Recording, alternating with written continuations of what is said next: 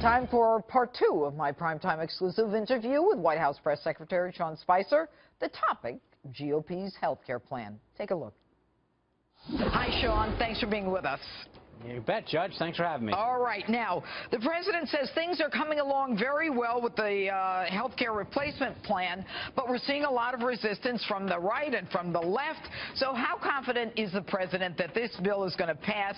And would you say that it's going to pass in the first 100 days? And if it doesn't in the first 100 days, would this be a failure for the president?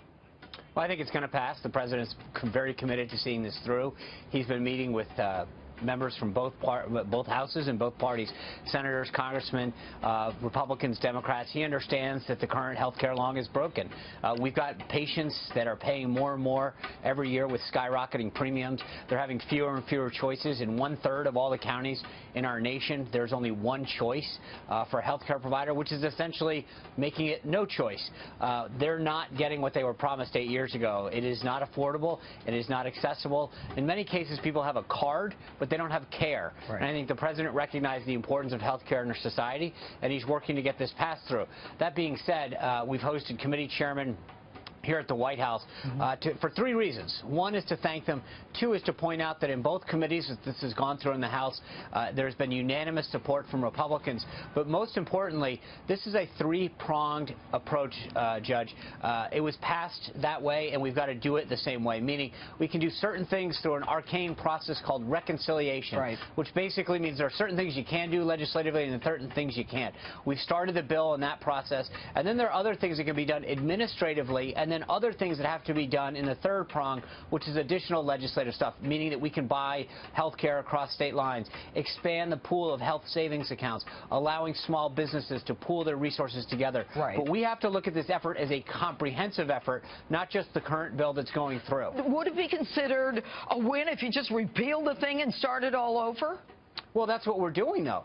This is the most comprehensive repeal effort that we've seen. You've got to do it in a way that doesn't jeopardize people's health care. You're repairing it at the same time that you're repealing it. Well, we're repealing it, but we're also making sure that we start to put in place the phase 1 aspects of this and ensure that American people get the health care coverage that they need. Now, remember, Janine, this is really important. For most Americans, they get their coverage through their employer. The only thing that's going to happen through this entire plan is probably their premiums are going to go down over time as we instill more competition and choice. Wouldn't that be nice? Right, it would, because the problem with Obamacare fundamentally is that it sought to fix the problem with people not having health care that were outside employer-based health care, Medicaid, TRICARE, and Medicaid. What happened was it affected the entire system. 1/5 of our economy was affected because the way that the Obama administration approached this wasn't to target the people who didn't have health care, but was basically to ruin the entire system for everybody, and nobody benefited out of that. Now, what we need to do is make sure we were focusing